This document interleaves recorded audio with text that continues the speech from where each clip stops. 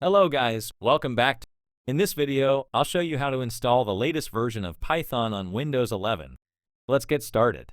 First, open your web browser. In Google, type Python and press enter. From the search results, click on the official website, python.org. Once you're on the website, move your mouse over the Downloads menu. You'll see the latest Python version available, which is currently Python 3.14.5. Click on it to start the download. The installer is only about 29 MB, so it should download quickly. After the download is complete, locate the downloaded exe file, right-click on it, and select Open to begin the installation. When the setup window appears, check the options Use admin privileges when installing py.exe and add python.exe to path. Next, click Customize Installation so you can see exactly what components will be installed. Here, you'll notice that pip is included. PIP is the package manager used to download, install, and manage Python packages and libraries.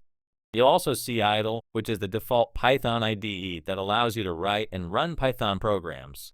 Leave the default options selected and click Next. In the Advanced Options section, select Install for all users if you are the administrator of the computer. Since I'm the administrator of this system, I'll enable this option. Leave the remaining settings unchanged. You can also see that Python will be added to the environment variables automatically, and it will be installed in the Program Files directory, which is perfectly fine. Now click Install and wait for the installation process to complete. Once the installation finishes successfully, click Close. Let's verify that Python was installed correctly. Open the Start menu, type cmd, and open Command Prompt. In the command prompt, type Python version, then press Enter. You should see the currently installed Python version displayed on the screen, confirming that Python has been installed successfully. Now let's run our first Python program. Open the Start menu, type idle, and launch it. In the Python shell window, enter a simple print statement. Print @. Press Enter, and you'll see the text displayed on the screen. This shows that Python is working correctly. Whatever text you place inside the print function will be displayed as output.